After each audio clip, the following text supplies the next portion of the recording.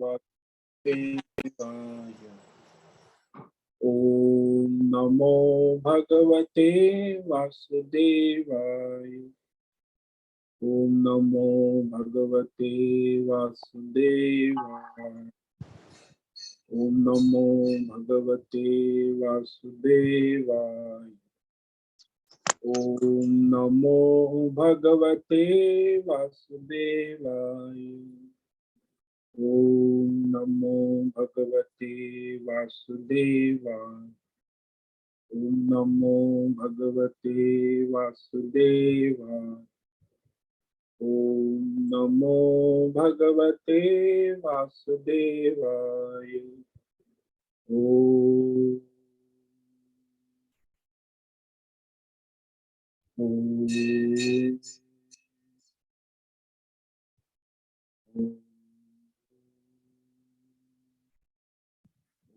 श्री परमात्मने नमो नमः। ओम गणपतये नमो नमः।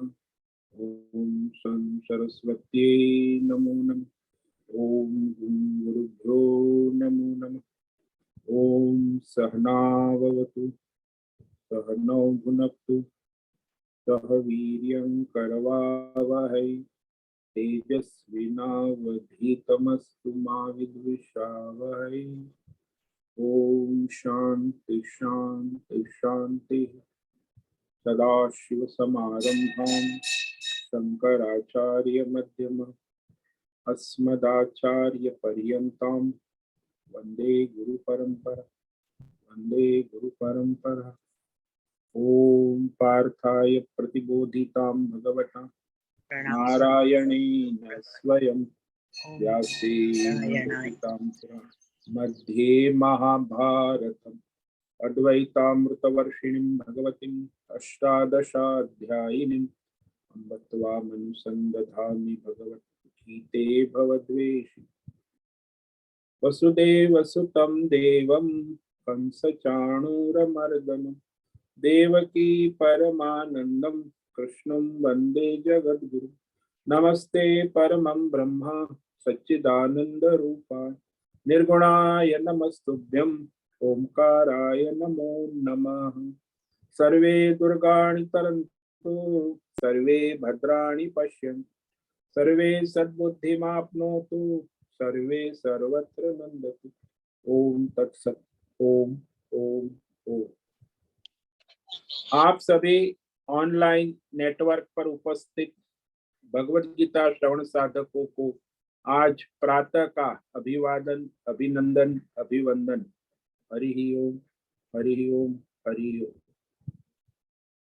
हम सबको आज का यह दिव्य दिन तन मन धन जन देश काल विषय वस्तु परिस्थिति अवस्थाएं अध्यात्म भौतिक दैवी क्षेत्र सभी को अपने अपने पूर्व में अनंत जन्मों में किए हुए संचित पाप पुण्य धर्म अधर्म मिश्र कर्मों के पके हुए फलस्वरूप वर्तमान में आज सभी को अपने अपने प्रारब्ध अनुसार परमेश्वरी अचिंत्य योग माया के माध्यम से प्रसाद स्वरूप में प्राप्त हुआ है। अतः आज का यह दिव्य दिन परमार्थ हेतु निष्काम सेवा यज्ञ देव यज्ञ ऋषि यज्ञ पितृ यज्ञ नृ यज्ञ भूत यज्ञ सात्विक दान शारीरिक वाचिक मानसिक तप निष्काम कर्म योग ध्यान योग भक्ति योग ज्ञान योग साधनाएं स्वाध्याय वेद शास्त्रों का अध्ययन अध्यापन उपासना आराधना के लिए समर्पित करे और कराए। अत्यंत दुर्लभ मनुष्य जीवन को परमार्थ हेतु सार्थक करे और कराए। आज विक्रम संवत 2080 ज्येष्ठ मास कृष्ण पक्ष की 2 तिथियां द्वितीया और तृतीया। तृतीया भी रात को 12:49 तक है। आज है पूर्व आषाढ़ नक्षत्र 9:01 तक। आज है मंगलवार और यहाँ ग्रीष्म ऋतु चल रही है। रात्रि का न्यूनतम तापमान 18 डिग्री और दिन का अधिकतम तापमान 38 डिग्री रहा। वायु की गति 15-20 किलोमीटर प्रति घंटा चल रही। गंगा जी का प्रवाह तेज चल रहा है और यहाँ ईस्वी सन 2023 6 जून 2023 सुबह के 7 बजने वाले।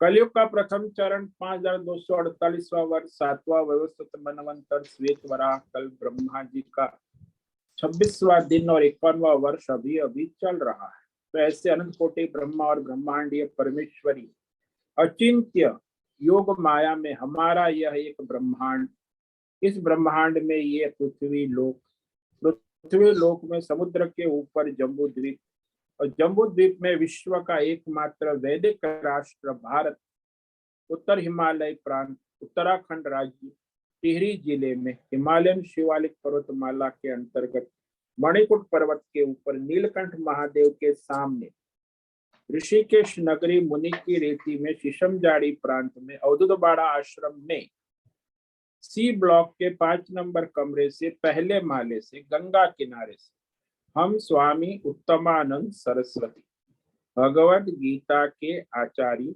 शिष्य स्वामी चिन्मयानंद सरस्वती महाराज चिन्मय मिशन कैवल्याद्वैत वेद व्यास भगवत्पाद शंकराचार्य की श्रृंगेरी संन्यास परंपरा से शिक्षित दीक्षित सनातन वैदिक भारतीय हिंदू धर्म संपूर्ण भगवद गीता ज्ञान यज्ञ ऑनलाइन नेटवर्क पर चैतन्यमय जीवंत लाइव प्रसारण के अंतर्गत व्याख्यान माला में श्रीमद् भगवद गीता अध्याय 1 अर्जुन विषाद योग की श्लोक नंबर 17 और 18 पर व्याख्यान करेंगे संस्कृत एवं हिंदी में।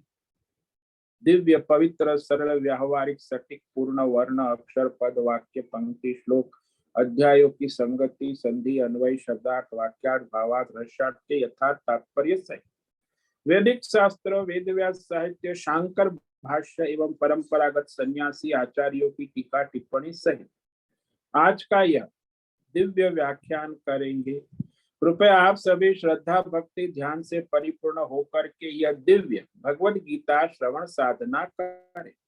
इसमें से कुछ ग्रहण करे, कुछ धारण करे, कुछ अपने जीवन में चरितार्थ और उसमें निरंतरता लाए। अपनी अपनी आध्यात्मिक भौतिक दैवी अशांति द्वंद्व मोह विक्षेप और धार्मिक और शास्त्रीय भ्रम भ्रांतियों से रहित तो होकर के अपने अपने शरीर इंद्रिय प्राण मन वचन कर्म से एक रूप एकाग्र होकर के शुद्ध सात्विक सूक्ष्म भगवत विवेक बुद्धि करे और वेद शास्त्र आचार्य परंपरा अनुसार विवेक करे। पुनः पुनः इस व्याख्यान का श्रवण करे, मनन करे, चिंतन करे, चर्चा विचारणा करे, प्रचार प्रसार करे, लिंक भेजे, ग्रुप में शेयर करे, अपना और सबका परम कल्याण करे और कराए। ओम तत्सत। ओम ओम। तो कल हमने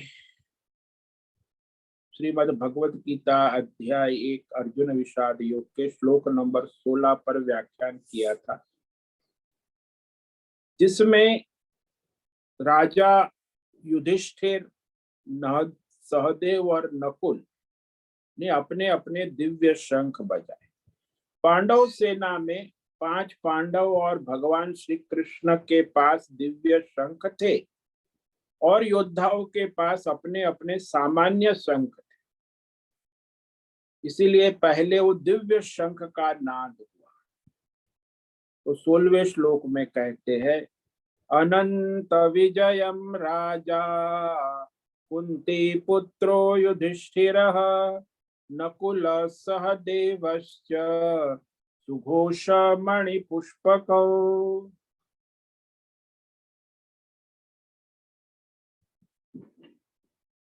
कुंती पुत्र कहा, कुंती का बेटा, और धर्मराज, राजा का मतलब धर्मराज, तो धर्म स्वरूप ही है, धर्म का साक्षात प्रकट स्वरूप युधिष्ठिर है। वो धर्म को धारण किए हुए और उसमें भी खास करके वो क्षत्रिय है ना भाई, क्षत्रिय धर्म, उसके लिए सबसे पहला यही है कि धर्म में और युद्ध में दृढ़ रहना, स्थिर रहना। युधिष्ठिर इति युधिष्ठिर, तो भाई धर्म में स्थिर रहना। देखो युद्ध में कूटनीतिक परिस्थितियां बोलते, लोग धर्म अधर्म खिचड़ी पकाने लगते हैं थोड़ी देर में कि भाई परिस्थितियां प्रतिकूल है अनुकूल है। तो ऐसे संसार में भी लोग जब अपनी अनुकूल प्रतिकूल परिस्थिति में धर्म अधर्म की खिचड़ी पकाने लगते, लेकिन ये युधिष्ठिर ऐसा है कि कभी भी धर्म से पतित नहीं हो, धर्म में दृढ़ता से स्थिर रहने वाले। तो उन्होंने जो धर्म में स्थित है उसकी विजय तो अनंत है, इसलिए अनंत विजय नाम का दिव्य शंख बजाए। क्योंकि सृष्टि का प्रारंभ हुआ तब से लेके आज तक धर्म कभी पराजित नहीं हो सकता है। उल्टा यही कहा जाता है कि जो धर्म करता है, धर्म धारण करता है, धर्म उसकी रक्षा करता है। जो धर्म की रक्षा करता है, धर्म उसकी रक्षा करता है। परस्पर धर्मो रक्षित रक्षित। तो जो अपने जीवन में धर्म को सुरक्षित रखता है, धारण करता है, तो उसकी सुरक्षा धर्म करता है। धर्मात्मा चाहे जितना भी पराजित होता दिखे, अंततः गत्वा धर्म की ही विजय निश्चित। आप देख लो मानव इतिहास, सृष्टि, देवता, असुरों, हमारे शास्त्रों में, पुराणों में, सब जगह अंततः धर्म की ही विजय निश्चित है। और ये युधिष्ठिर धर्मात्मा है और क्षत्रिय वंश में उत्पन्न हुआ क्षत्रिय है, इसलिए वो अपने क्षत्रिय धर्म में दृढ़ता से स्थिर होना। मनुष्य भी जो अपने वर्णाश्रम धर्म, कोई ब्राह्मण है, क्षत्रिय है, वैश्य है, शूद्र है, स्त्री है, पुरुष है, पति है, पत्नी है, वो अपने धर्म में स्थिरता से दृढ़ रहना, धर्म अधर्म की खिचड़ी ना पकाना, इसे युधिष्ठिर का। कोई भी मनुष्य, भाई जीवन एक धर्म युद्ध है, उसमें परिस्थितियां बदलती रहती है, सुबह से लेकर शाम तक, अनुकूल प्रतिकूल। तो उसमें जो दृढ़ रहता है, स्थिर रहता धर्म के अनुसार, तो उसकी विजय निश्चित है। भाई जुआ खेलने में पांडव पराजित, वो भी कपट से, वरना पांडव नहीं हार। उस शकुनी के कपट से उन्होंने पांडवों को, लकी वास्तव में जुए में भी पांडव परास्त नहीं हो सकते। वैसे युद्ध के मैदान में तो पांडव कभी परास्त हुए ही नहीं, राज्य छोड़कर चले गए। तो ऐसे युधिष्ठिर जो है, उनका जब शंख बजता है तो वो अनंत विजय की पताका फहराते। विजय का अंत नहीं होता। अनंत क्या है? बोले अनंत है कि जो ज्ञान के द्वारा अज्ञान का नाश होता है ना, वो ज्ञान ही अनंत है। अज्ञान तो अंतवंत है, चाहे कौन सा भी चीज लो संसार का, अज्ञान नश्वर है और ज्ञान अनंत। कोई भी ज्ञान ले लो, भौतिक ज्ञान ले लो, अध्यात्म ज्ञान ले लो, दैवी ज्ञान, पारमार्थिक ज्ञान ले लो, ज्ञान जो है वो अज्ञान का नाश करता। इसलिए ज्ञान के द्वारा जो अज्ञान का नाश होता है वो वस्तुतः अनंत है।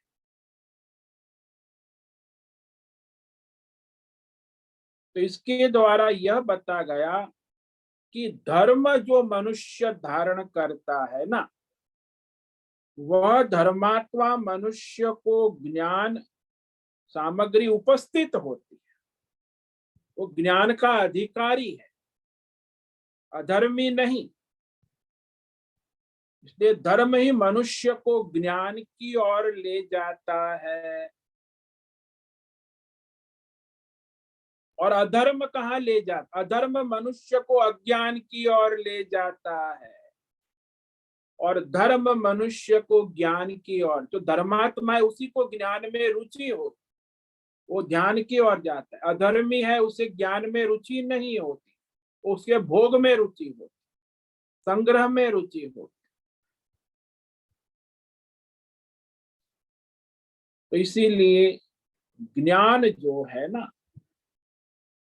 वह धर्म के माध्यम से ही प्राप्त होते हैं। धर्म के ऊपर अधर्म से अनेक आपत्तियां आती हैं।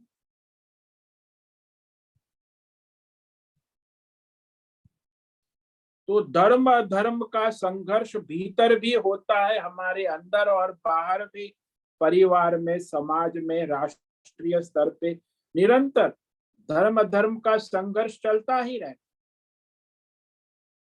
लेकिन उसमें जो स्थिर रहता है, धर्म के पक्ष में स्थिर रहता है, सो धर्म में दृढ़ रहना, धर्म में स्थिर रहना, अपने स्वधर्म में, उसी का नाम युधिष्ठिर है।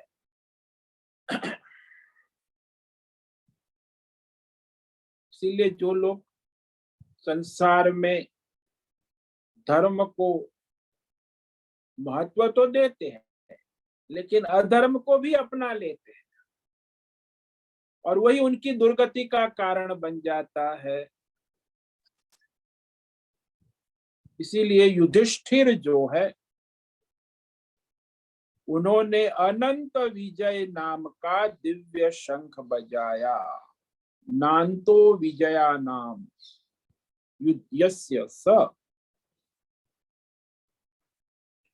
तो वह अनंत विजय के बाद नकुल जो है, नकुल भी जो है वो कुल में सीमित नहीं है, हालांकि वो कुरुकुल में पैदा हुआ है, लेकिन उसका हृदय, उसका बुद्धि जो है, सारे विश्व को अपना परिवार मानता। उदार चरिता नाम वसुधैव कुटुंबकम। तो नकुल का मतलब कि जिसका विश्व परिवार है, सारा विश्व। ऐसा नहीं कि कुरु वंश और पांडु और ये अलग अलग वंशों में अपने को सीमित नहीं करता। नास्ति कुलम यस्य स नकुलः, यानी जो सारे विश्व से जुड़ गया है, विश्व परिवार, विश्व को अपना परिवार स्वीकार कर चुका है, उसकी सेवा में भी लगा है। ऐसा नहीं खाली परिवार भोग के लिए, विश्व के कल्याण के लिए दिन रात तत्पर रहता,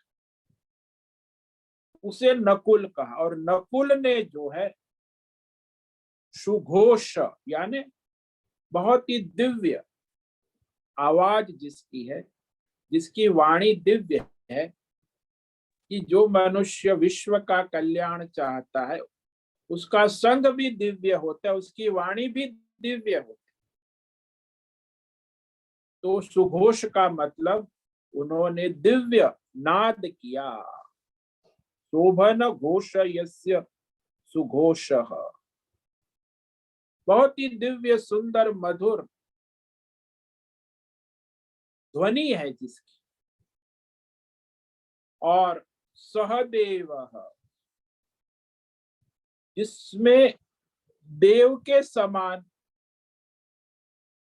जिसके पास गुण है, दैवी गुण संपन्न है सहदेव, बहुत सारे दैवी गुण युक्त। और देव किसको कहते? जो सहन करता है। देखो, पृथ्वी सहन करती है, जल सहन करता है, ये सारे देवता है। सूर्य सहन करता है, हमारे सब मनुष्य के दोषों को सहन करता है। माता सहन करती है, माता को भी देव का। पिता सहन करता है अपने संतानों के। तो जो सहन करता है वो देव है, और ये सहदेव है। उसके पास दिव्य शंख है, मणि पुष्पक, बड़ा सुंदर है, मणि जड़ित फूल जैसा अत्यंत दिखने में सुंदर आकर्षक दिव्य शंख बजाए।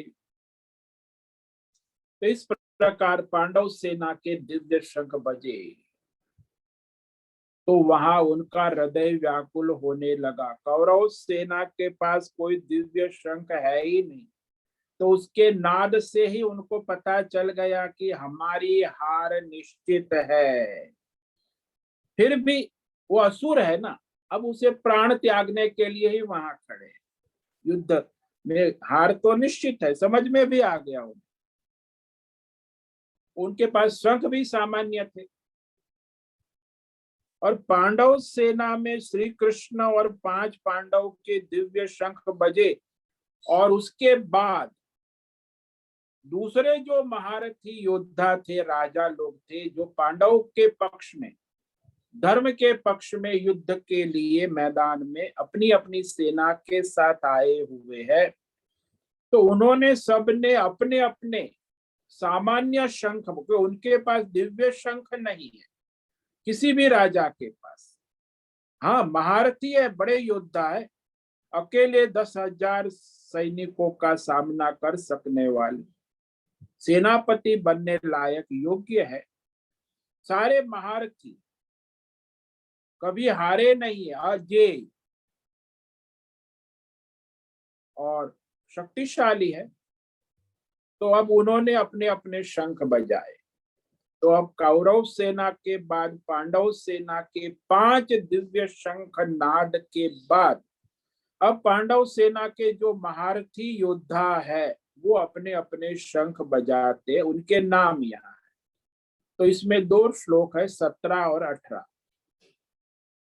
तो यहाँ जो लोग हैं उसमें ये सारे महारथी,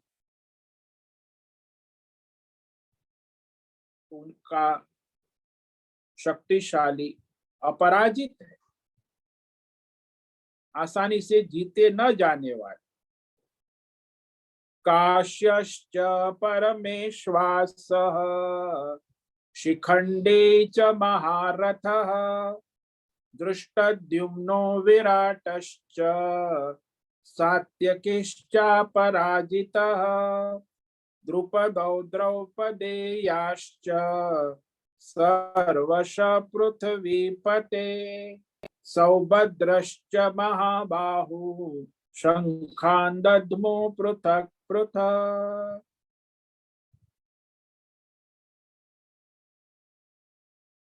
तो 12 योद्धा जो पांडव सेना के, उनके यहाँ नाम लिए, वो अपने अपने शंख बजाते पांडव सेना की ओर से।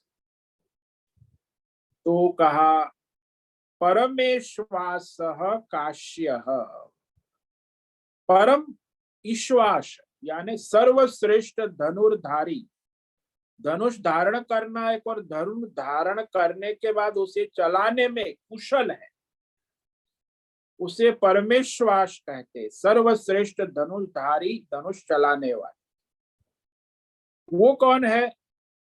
काश्य, काशी के राजा और महारथ, महारथी जो अकेला 10,000 की सेना का सामना करने में समर्थ, रथी और महारथी। रथी होता है वो 1,000 सैन्य को लड़ता है, महारथी 10,000 सैनिकों का सामना करता है, अकेले लड़ने में समर्थ। तो महारथी कौन है? बोले शिखंडी।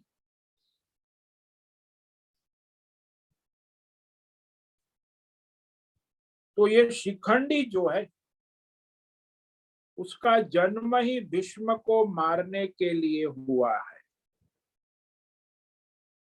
वे भी महारथी है। कहते काशी राज की पुत्री अंबा, जो उसका भीष्म पितामह हरण करके आए थे, तो उस अंबा ने भीष्म पितामह के सामने विवाह का प्रस्ताव रखा।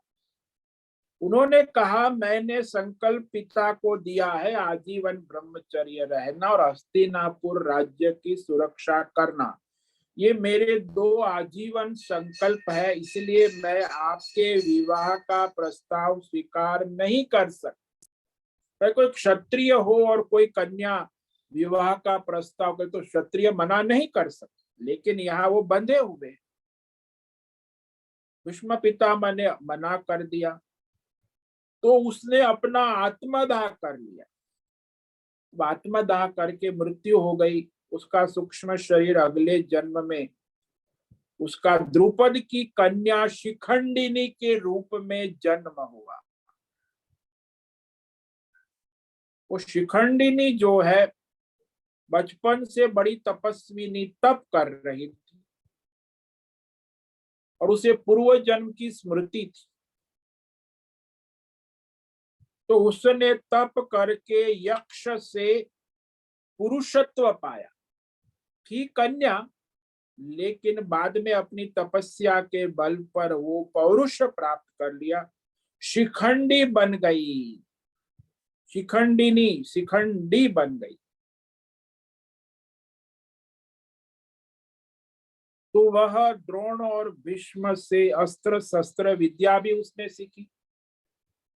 द्रोणाचार्य भी जानते थे, भीष्म भी जानते थे कि ये हमारे नाश का कारण है, फिर भी द्रोणाचार्य ने भी उसे पढ़ाया अस्त्र शस्त्र। भीष्म के पास भी पढ़ा अस्त्र शस्त्र विद्या, महारथी है शिखंडी। तो धृष्टद्युम्न और शिखंडी दोनों भाई, और वो द्रोण और भीम को युद्ध में मारने का निमित्त बने। तो इस प्रकार ये शिखंडी जो है ना, उसका जन्म ही भीष्म को मारने के लिए हुआ है।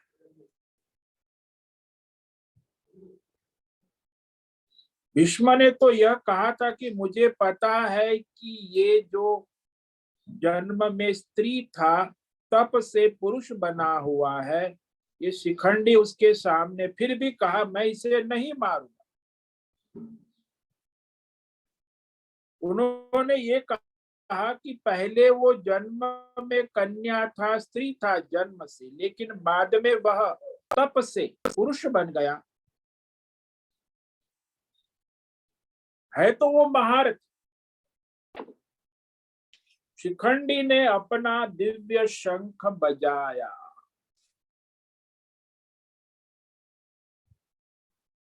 दक्षिण भारत में एक कथा है कि उनके अनुसार अंबा ने तप करके कार्तिक स्वामी से भीष्म को मारने का वरदान मांगा।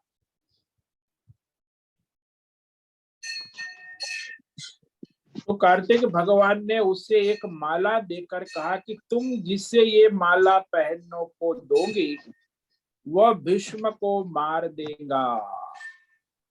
तो अंबा ने वह माला जो कार्तिक स्वामी के प्रसाद में मिली थी, वह माला द्रुपद पुत्र शिखंडी को पहना दी, और इसीलिए वो शिखंडी भीष्म के मारने में मुख्य कारण बने। और वो शिखंडी का सामना जो है करना आसान नहीं था, और भीष्म ने शिखंडी पर प्रहार न करने का अपना जो प्रतिज्ञा थी उसका पालन किया, क्योंकि वो स्त्री है ना, स्त्री पर आक्रमण न करना। तो शिखंडी जन्म से कन्या था, स्त्री था, लेकिन बाद में तप से पुरुष हो गया। और धृष्टद्युम्न ये भी द्रुपद के पुत्र, दृष्ट यानी शत्रुओं को नष्ट दमन कर देने का बल जिसमें है, धृष्टद्युम्न शत्रुओं को भयभीत करने वाला, आतंकित करने वाला, वह धृष्टद्युम्न। ये दोनों भाई है और युद्ध के मैदान में उतरे हैं, महारथी है। इन्होंने भी अपने अपने व्यक्तिगत शंख, इनके पास दिव्य शंख नहीं है, तो शिखंडी धृष्टद्युम्न दोनों भाइयों ने अपने अपने दिव्य शंख तो नहीं थे, सामान्य शंख बजाए। उसके बाद राजा विराट, जहां पांडव 1 साल अज्ञातवास में रहे थे, तो विराट राजा ने भी अपना शंख बजाया। ये सारा जो पांडव सेना में जितने भी राजा है वो धर्म के पक्ष में खड़े हैं, और कौरव सेना में जितने भी राजा है अपनी सेना बल के साथ अधर्म के पक्ष में खड़े। ये दोनों सेना हमेशा संघर्ष लड़ाई करती रहती।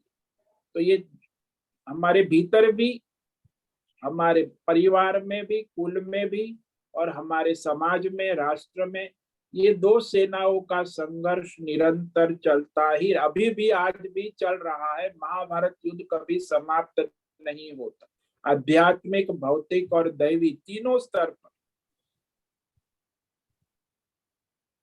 ये दोनों सेनाएं हमेशा आमने सामने लड़ाई करती रहती है। राजा विराट के बाद अपराजित, कभी भी पराजित न हुआ, वो सात्यकी। सात्यकी सदा अपराजित, अर्जुन का शिष्य है।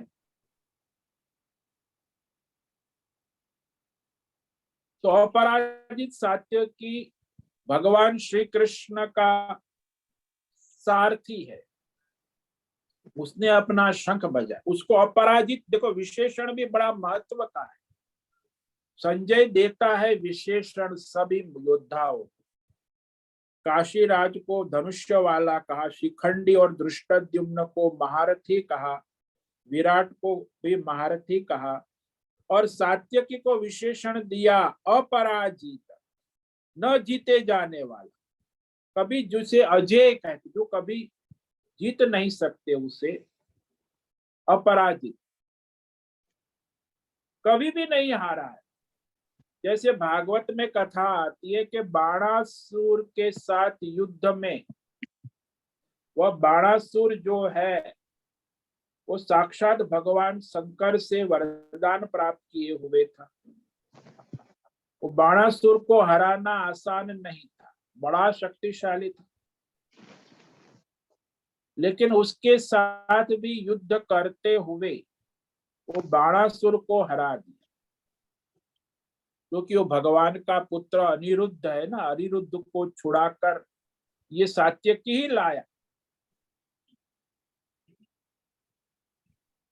तो इस तरह वह नित्य अपराजित। और भी एक है कथा कि स्वर्ग लोक में जाकर पारिजात लेकर आए। तो ये सात्यकी जो है वो भगवान का दूत है, भगवान की सेवा में तत्पर रहता है।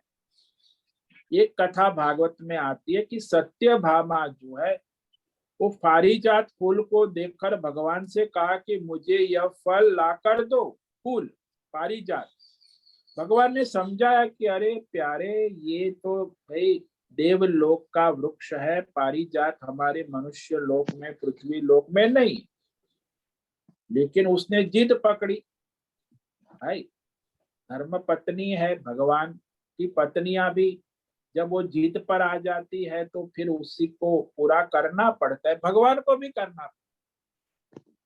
तो धर्म पत्नी को ध्यान रखते हुए उन्होंने अपने सात्यकी को कहा कि देखो देवलोक में जाके, ये भगवान गए उसके साथ, लेकिन पारिजात को वहां से लाना। तो कहा सात्यकी ले लो, उठा लो। अब वो तो उठा लिया। वो इंद्र के सिपाही, सेनापति, देवता सब आ गए लड़ने कि अरे हमारा बिना पूछे ले जा रहे हो। भाई कृष्ण चोर है ना, चोरी का धंधा तो कहीं भी कर लेता। तो लड़ाई हो गई घमासान। तो वहां देवलोक में पारिजात को लाकर इंद्र के सारे लड़ाई हो गई। देवता के घमासान प्रयत्न करने के बाद सात्यकी लड़ा। भगवान ने नहीं कुछ लड़ाई की, सात्यकी ही था उनका सारथी। सभी देवताओं को हराकर पारिजात वृक्ष को अपने रथ में रखकर भगवान के साथ वापस मनुष्य लोक में आ गया। हाँ, भगवान उसके साथ थे, भगवान इशारा करते थे केवल। जैसे कहीं भी युद्ध के मैदान में भगवान लड़ाई के लिए नहीं उतरे, सारथी सात्य के ही लड़ता था। अर्जुन के वहां भी भगवान सारथी बन के आए, वो युद्ध में लड़ाई शस्त्र नहीं चलाए। तो सात्यकी को भगवान का सारथी भी है और अपराजित है, कभी उसे कोई हरा नहीं सकता, भगवान का सारथी है ना। तो इस तरह सात्यकी ने अपना दिव्य शंख बजाया। सात्यकी के बाद यहाँ नाम आता है द्रुपद, राजा द्रुपद। तो उनकी 3 संतान है ना, धृष्टद्युम्न, शिखंडी और द्रौपदी। ये द्रौपदी जो है वह तो अपने मुंह बोली बेटी है। धृष्टद्युम्न और शिखंडी यज्ञ से प्रकट हुए हैं। तो द्रुपद का अर्थ होता है ध्रुव यानी वृक्ष, पद यानी चिन्ह, जिनकी युद्ध रथ में ध्वजा का प्रतीक वृक्ष है। वृक्ष को प्रतीक बनाकर मैदान में उतरे, उनकी ध्वजा पर वृक्ष का चिन्ह है। और द्रुपद राजा जो है वह बड़े प्रतापी है, योद्धा, महारथी है। तो उन्होंने भी अपना सामान्य, दिव्य शंख तो किसी के पास है नहीं, और तो उन्होंने अपना सामान्य शंख बजाया। उसके बाद द्रौपदी के 5 पुत्र, जो युधिष्ठिर के अंश से उत्पन्न हुआ प्रतिविंध्य, भीम के अंश से उत्पन्न हुआ सूत सोम, अर्जुन के अंश से उत्पन्न हुआ श्रुतकीर्ति, नकुल के अंश से उत्पन्न हुआ शतानिक, और सहदेव के अंश से उत्पन्न हुआ श्रुतसेन। ये 5 जन्म से ही बड़े शक्तिशाली महारथी थे।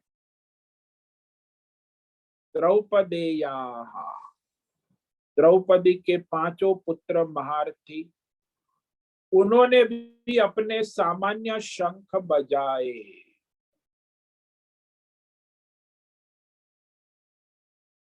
उसके बाद यहाँ जो अंतिम योद्धा है वो है महाबाहु। भाई, बड़ी भुजा, लंबी भुजा, महाशक्तिशाली, जिसकी भुजा में बड़ा बल है, वो है सुभद्रा का पुत्र सौभद्र। सुभद्रा जो भगवान की बहन है, और अभिमन्यु जिसके मामा श्री कृष्ण है, ये अभिमन्यु अर्जुन का पुत्र है। बड़ा शक्तिशाली है, भारतीय जन्म से। अस्त्र शस्त्र विद्या तो उसने गर्भ में ही सीख ली थी। जब वो गर्भ में था तब सुभद्रा को भगवान श्री कृष्ण ने युद्ध विद्या सुनाई थी। उसी में वो चक्रव्यूह की विद्या, लेकिन फिर बाद में वो जग गए तो पूरी विद्या नहीं सीख पाए। तो गर्भ में उन्होंने चक्रव्यूह से जाने की विद्या सीख ली थी, पर उसमें से बाहर निकलने की विद्या नहीं सीख पाए। तो ऐसे ये अभिमन्यु गर्भ से ही पराक्रमी है, क्षत्रिय योद्धा।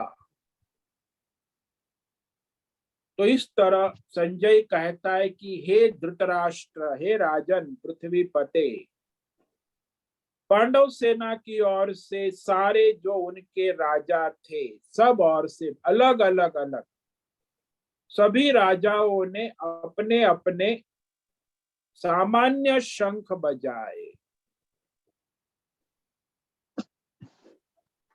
तो इस प्रकार कौरव सेना की तरह के ये शंख नहीं थे, तो विशेष रूप से यह सारे पांडव सेना के राजा भी युद्ध के लिए तैयार है। अब इनका नाद हुआ तो कैसा घोष था, उसकी आवाज कैसी थी, ये संजय धृतराष्ट्र को आगे के श्लोक में कहते हैं। इस श्लोक को आज पढ़ेंगे, इस पर व्याख्यान कल करेंगे। सघोषो धार्तराष्ट्राणाम्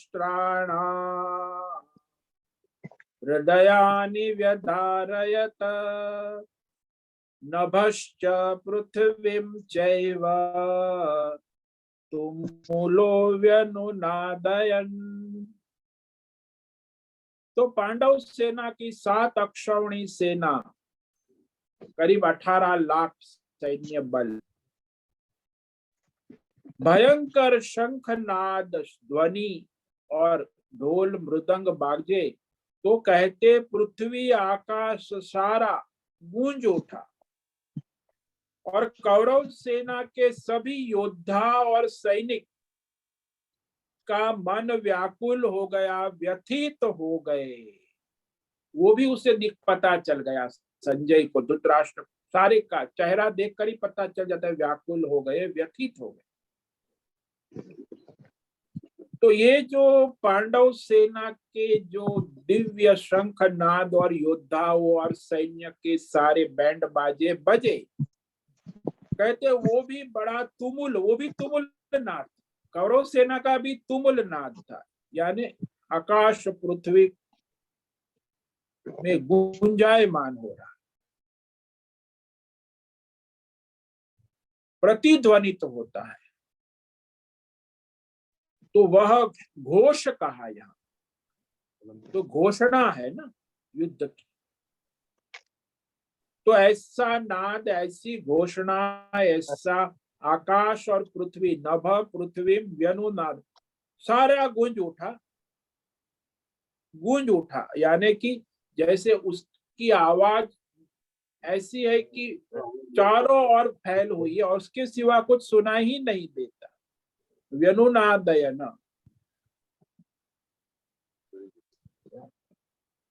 और इस तरह कौरव सेना के सभी सैनिक, कौरव पक्ष वाले सभी का हृदय यानी व्यदार है। ये पक्की हुई है भाई, जब मैं इधर आया ब्लैक वन, मैंने कहा ये उनका हृदय यानी मन, अंतकरण, हृदय का मतलब यहाँ हार्ट नहीं, हृदय का मतलब है मन, बुद्धि।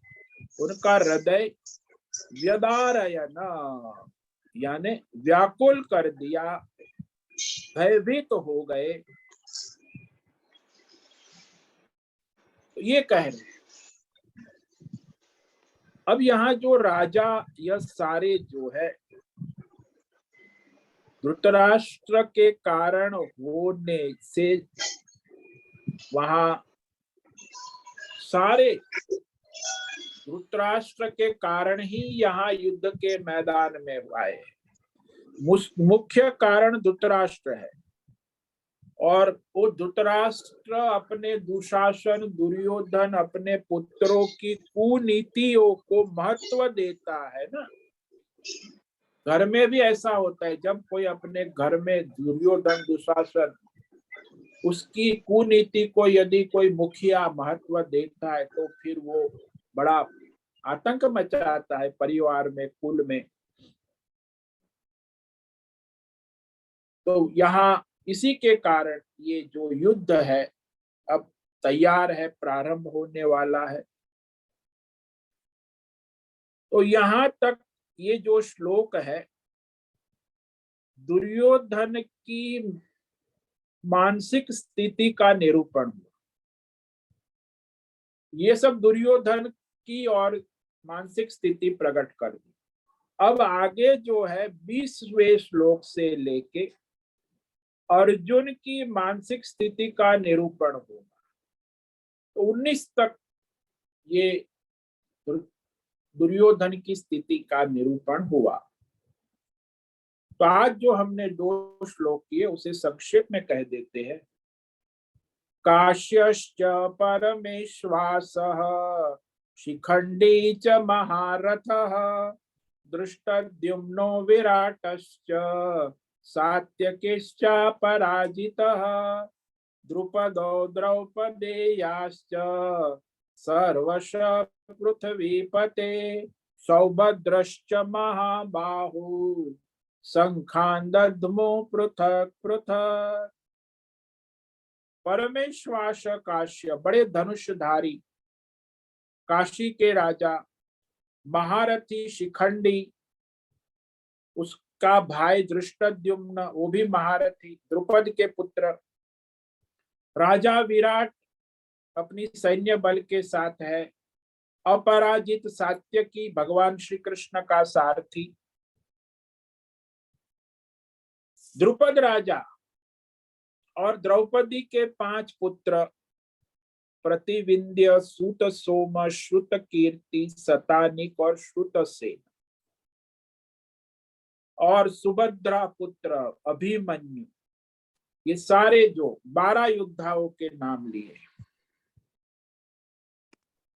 सभी के सभी ने अपने अपने सामान्य शंख बजाए। पृथ्वी पते, हे राजन सुनो, यानी संजय धृतराष्ट्र को कह रहा है कि सारे के सारे पांडव सेना के दूसरे जो महारथी राजा है उन्होंने अपने अपने शंख बजाए। ओम नमो नारायणाय, ओम नमो नारायणाय, ओम नमो नारायणाय, ओम नमो नारायणाय, ओम नमो नारायणाय। कायेन वाचा मनसेन्द्रियैर्वा बुद्ध्यात्मना वा प्रकृते स्वभावात् करोमि यद्यत् सकलं परस्मै नारायणायेति समर्पयामि, नारायणायेति समर्पयामि। ओम सर्वे भवन्तु सुखिनः, सर्वे सन्तु निरामयाः, सर्वे भद्राणि पश्यन्तु, मा कश्चित् दुःखमाप्नुयात्, अस्तु मा सद्गमय, तमसो मा ज्योतिर्गमय, मृत्योर्मा मृतंगमय। ओम पूर्णमद पूर्णमिदं पूर्णात् पूर्णमुदच्यते पूर्णस्य पूर्णमादाय पूर्णमेवावशिष्यते। ओम शांति शांति शांति।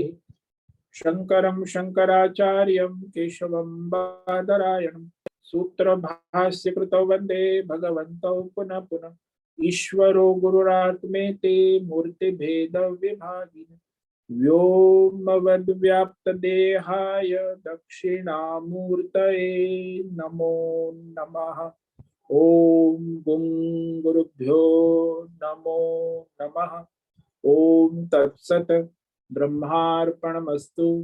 ओम ओम ओम।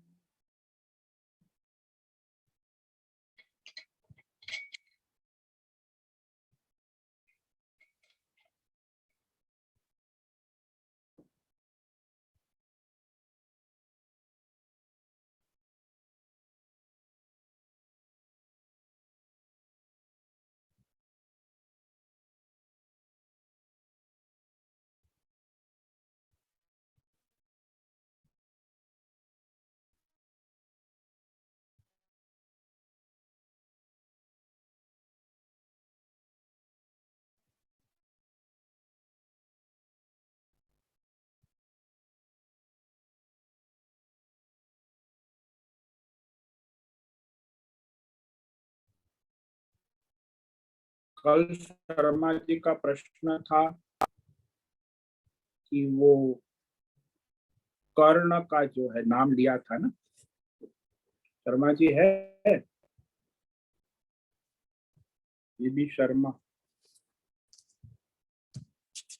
नहीं है।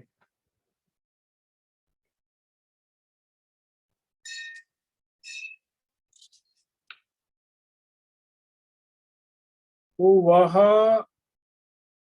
दुर्योधन ने भीष्म द्रोण के बाद कर्ण का नाम लिया था। कर्ण हालांकि तभी वहां उपस्थित नहीं थे, लेकिन वो उनके पक्ष से लड़ने को सम्मत हो गए थे। इसीलिए दुर्योधन ने कहा कि ये योद्धा भी हमारे पक्ष में लड़ने के लिए तैयार है। तो इस तरह वो जो अपने कौरव सेना में जो जो भी योद्धा थे उसका उसने नाम लिया। मुख्य योद्धा कृपाचार्य, अश्वत्थामा, विकर्ण, सौमंद्र। हालांकि कर्ण ने कहा था कि जब तक भीष्म द्रोण मैदान में होंगे मैं नहीं आऊंगा, जब मैं युद्ध के मैदान में बाद में आऊंगा। तो बाद में आया। तो बाद में कर्ण पर्व भी है।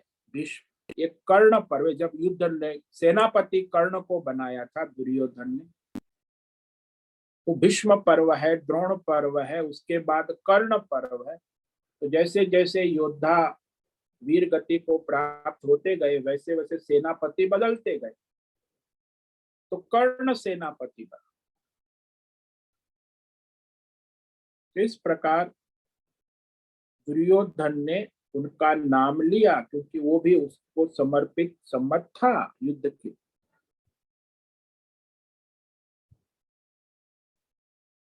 और अपने ये कार्यक्रम चल रहे हैं नित्य सुबह का भगवत गीता सत्संग 7:45 से 7:45, और साप्ताहिक सत्संग हमारा चल रहा है हर रविवार को शाम को 6 से 7। तो आप लाभ ले रहे हैं, दूसरों को भी प्रेरित करें कि भाई आप भी ये सत्संग का लाभ ले और लेवावे। तो आप ये 2-4 फोन करें, किसी से बात करें कि ये सत्संग है, हमें लाभ हो रहा है, आपको भी लाभ होगा, आपका भी कल्याण होगा, सबका कल्याण होगा। तो ये प्रयत्न प्रचार प्रसार करे, केवल अपने तक सीमित ना रहे। और एक हमारा कार्यक्रम वार्षिक कार्यक्रम है, वो है शिविर, जो हर वर्ष दिवाली के बाद अष्टमी से लेके कार्तिक पूर्णिमा, कार्तिक मास में दिवाली के 8 दिन बाद, तो उस शिविर में भी आप आए और अपने दूसरे लोगों को प्रेरित करें कि भाई शिविर जो है उसमें गीता का अध्याय 7 ज्ञान विज्ञान योग, उसकी तारीख है 20 नवंबर से 27 नवंबर, 7 दिन की सप्ताह है। उसमें यज्ञ होगा, हवन होगा, ज्ञान यज्ञ, प्रवचन होगा। शिविर है, सात्विक शिविर धर्म के लिए। तो वो शिविर में जो लोग आना चाहे तो उनको ये भी कहना कि भाई शिविर में आप कहीं जा नहीं सकते, इसलिए आप अपना टाइम टेबल अलग से बनाए। घूमने फिरने का टाइम टेबल शिविर के साथ ना रखें। 7 दिन आप आश्रम में रहेंगे, साधना करेंगे, श्रवण करेंगे। तो साधना के लिए जिसको आना है और बाद में वो घूम सकते आगे पीछे शिविर के, तो अपना टाइम टेबल इस तरह अलग बनाए, घूमने फिरने का शिविर के साथ ना रखें। तो ये भी विशेष जानकारी देना जिनको भी आना है। तो शिविर के लिए जो भी आप आना चाहते तो उसके लिए जो अनुदान है वो अनुदान आप जब शिविर में आएंगे तब ले आना है। केवल आपका नाम, फॉर्म, रजिस्ट्रेशन आप भेज सकते हैं भद्रेश भाई को। शिविर कोऑर्डिनेटर, शिविर के संयोजक है भद्रेश कल्याण जी पड़िया। तो उनको आप अपना फॉर्म, रजिस्ट्रेशन फॉर्म भेज सकते हैं। बाकी अनुदान आप स्वयं साथ में जब शिविर में आए तब ले आना है। तो इस तरह वह शिविर का आयोजन भी है। तो आप सब लाभ ले और लेवा। अभी 5 मिनट है, किसी को कोई प्रश्न है पूछ सकते।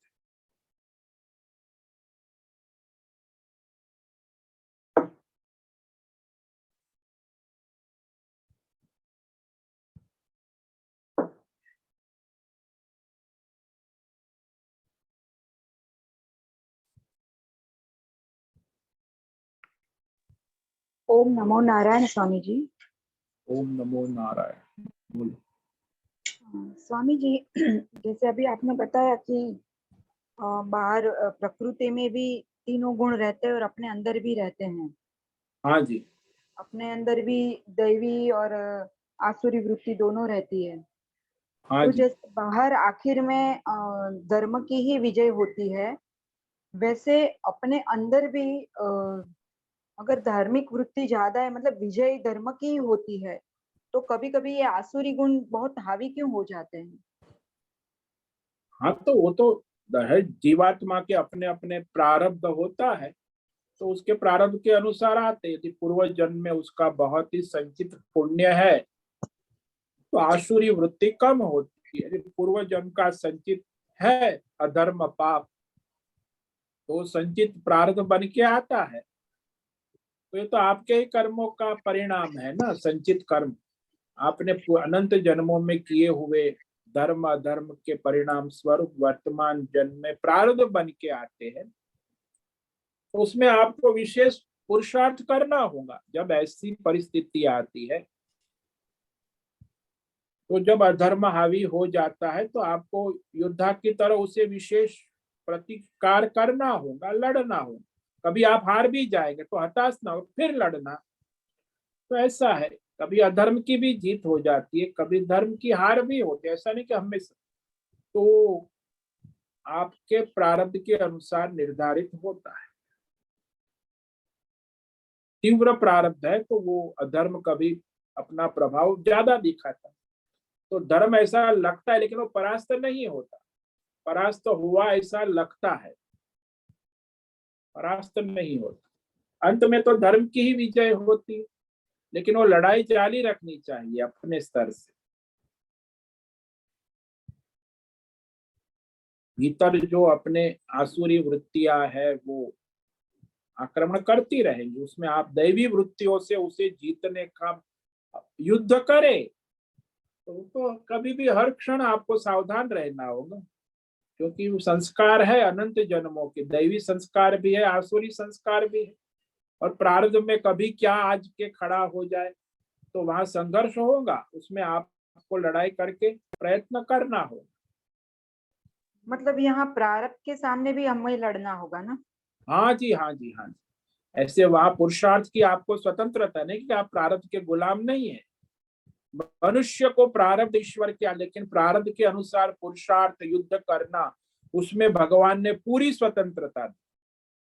प्रारब्ध की गुलामी नहीं करने को कहा। प्रारब्ध के अनुसार युद्ध करो, लड़ो, पुरुषार्थ करो। प्रारब्ध को समझो पहले, प्रारब्ध क्या है। कई बार प्रारब्ध को जाने बिना लड़ने पहुंच जाओ तो फिर परेशान हो जाओ। प्रारब्ध के अनुसार पुरुषार्थ होना चाहिए। हमारा क्या प्रारब्ध है।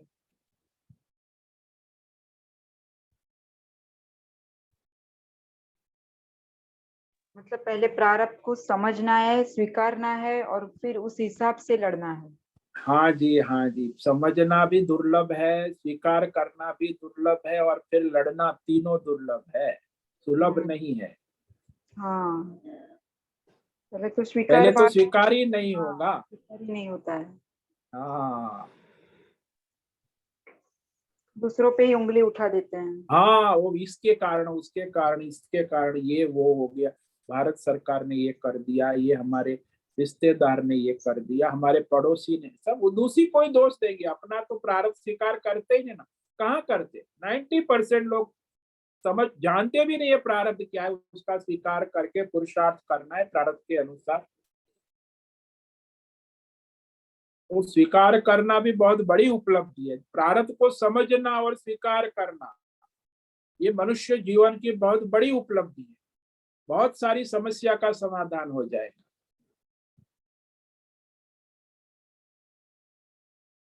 इसीलिए पहले तो वर्तमान परिस्थिति में ईश्वर ने प्रारब्ध हमें क्या परिस्थिति दी है, उस अनुसार विवेक पूर्वक उचित अपना पुरुषार्थ भी करना उस आवश्यक है।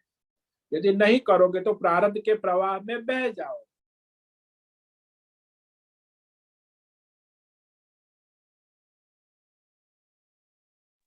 हाँ स्वामी जी, मतलब हम मनुष्य लोग सिर्फ प्रारब्ध को हटाने की पुरुषार्थ करते हैं, उसको बदलने, मतलब धर्म आचरण करने का कोई पुरुषार्थ नहीं होता है।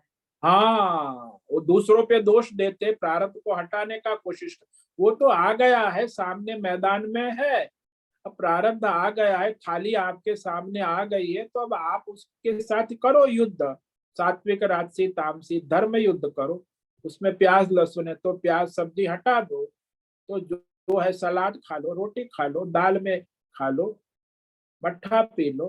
तो वो आपको युद्ध करना है। पुरुषार्थ आपको, भाई थाली तो प्रारब्ध है, थाली में सब प्याज लहसुन पड़ा हुआ है।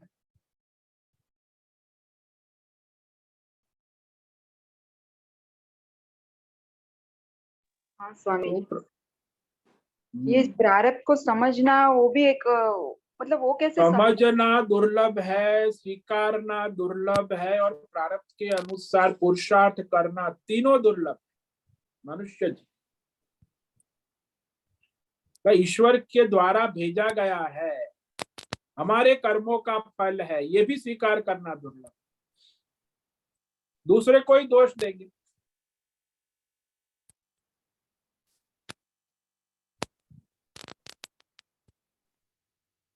तो ऐसा है, समझ में आया? हाँ स्वामी जी, बहुत बहुत दुर्लभ है। हाँ,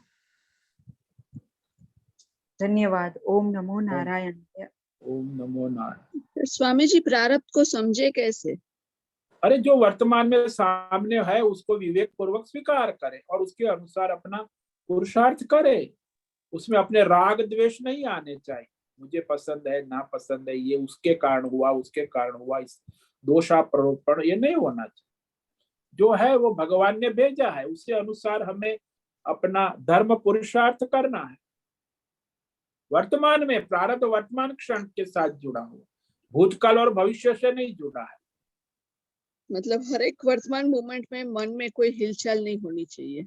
हाँ, वो विवेक होना चाहिए जाकर कि ईश्वर क्या चाहता है, अंदर विचार क्या आ रहे, बाहर क्या परिस्थितियां बन रही है, उसमें हमारा क्या स्वधर्म है, विवेक करना। कि सृष्टि ईश्वर के अधीन है, आप भी ईश्वर के अधीन, आपका प्रारब्ध भी ईश्वर दे रहा है। तो उसमें आप अपना पुरुषार्थ करो, उचित स्वधर्म।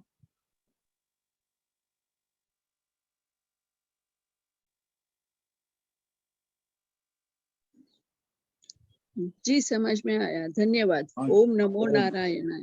ओम नमो। ठीक है, आज का समय पूरा हो रहा है। सभी साधकों को आज का ओम नमो नारायणाय, सबको ओम नमो नारायणाय स्वामी जी। सबको ओम नमो। उससे निवेदन है आज का सत्संग पूर्ण करें। ओम नमो नारायणाय। ओम नमो नारायण स्वामी जी। यही समाप्त करते हैं। सभी ओम नमो साधकों नारायण को स्वामी जी। नमो नारायणाय। सभी साधकों को ओम